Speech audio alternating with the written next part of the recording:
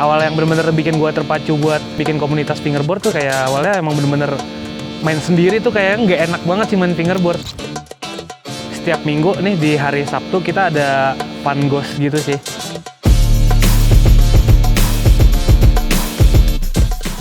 Halo, nama gue Syarif Abdurrahman. Gue kenal fingerboard sih sebenarnya dari SMP. Tapi untuk aktif mainnya lagi tuh 2019. Itu gue lagi beresin kamar gue ketemu tech deck gue waktu zaman SMP. Terus pas gue mainin rasanya beda. Terus kayak gue mulai cari-cari di YouTube, Instagram. Kayaknya gue harus punya yang lebih proper deh buat gue main fingerboard. Terus akhirnya gue beli fingerboard kayak gitu sih. Pas zaman-zaman gue baru bisa ngepost video gue kickflip, ollie gitu-gitu. Jadi kayak gimana sih kayak orang baru bisa main awal main fingerboard baru bisa gitu. Wah, anjing ini keren banget kan. Terus ngepost banyak yang nanya kayak gitu.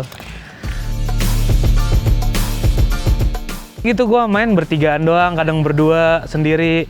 Terus gue ngerasa kayak pas gue ngeposting video-video gue banyak yang nge-react video gue gitu loh. Wah, gue masih main nih. Nah, itu gue ngerasa kayak wah, ternyata kalau misalkan kita dikumpulin sih kayak lebih asik sih buat main bareng.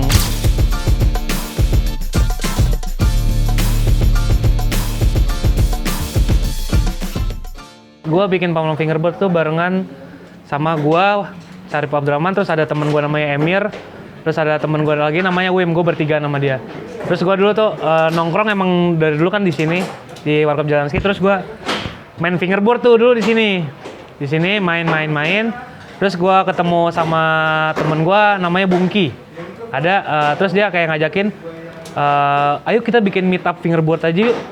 Terus gue pikir-pikir sama temen gue, yaudah yuk kita bikin aja yuk. Nah, meet up pertama, terus kayak cerita awal pamong fingerboard tuh dari Warkop Jalanski. Ada teman-teman dari Priuk, dari Ciledug. Tuh mereka datang sini cuman buat main fingerboard.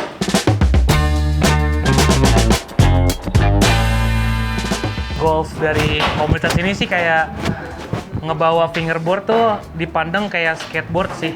Fingerboard tuh dipandang juga bukan sekedar mainan biasa gitu kan.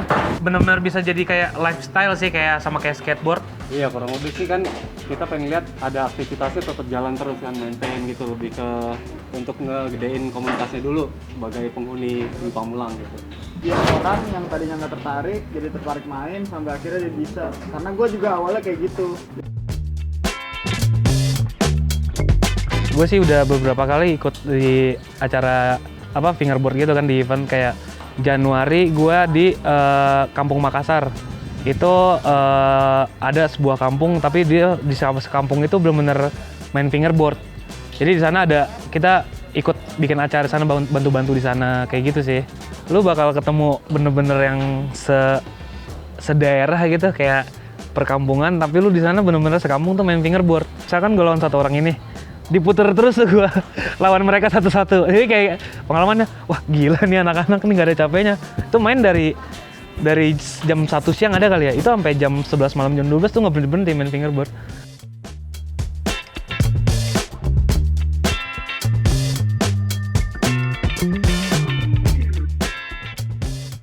Dan menurut gue pribadi pun fingerboard tuh bisa jadi kayak sebuah profesi ya. Iya. Jadi kayak misalkan kita kayak ngeliat Nico Frank. Iya. Nico Frank tuh dia salah satu brand ambassador Black River sih.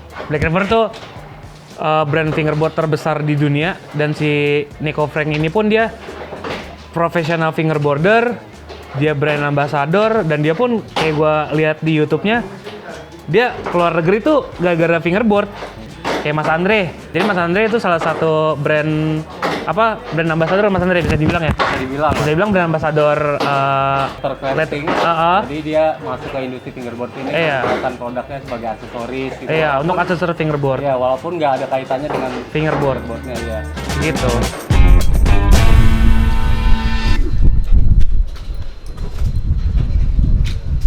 Nah, ini dia toko gue pamong fingerboard yang barengan sama Destroyer Morpher. Di sini ada deck fingerboard. Ayo masuk aja lihat-lihat kita. Yuk. Ini ada deck Necro Kit yang spesial dari store gua.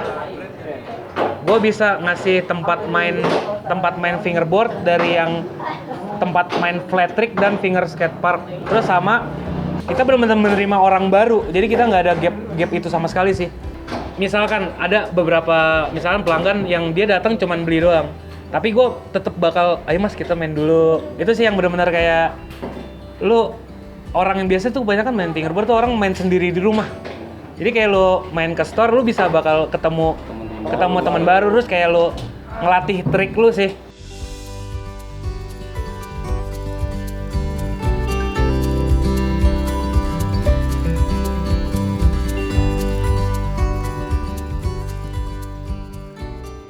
Harapan kita ya kayak fingerboard tuh bisa jadi lifestyle. Mungkin pemerintah bisa ngelirik lah ya. Oh iya, Menpora ya.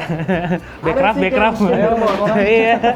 Ya, iya kan misalnya kayak e-sport aja udah di SEA Games. E-sport itu tuh udah jadi E-sport udah di SEA Games. Terus skateboard udah di SEA Games. Fingerboard kapan? Misalnya gitu ya. Kalau pemerintah. Sebenarnya ini udah bisa dibilang cabang olahraga sih. Mungkin pemerintah bisa mengkaji fingerboard gitu kan, capek olahraga otak. Soalnya kita bener-bener nyesuaiin dua jari kita ini sebagai kaki kiri dan kaki kanan. Kayak gitu sih, kayak bener-bener kita juga mainin otak kita. biasanya itu tangannya ke sebelah tuh. Iya. Mulai jago. Iya. Siapa tahu ada piala Menporanya. Iya kan, sebenarnya pengen sih kita bener-bener dilik sama pemerintah kayak gitu.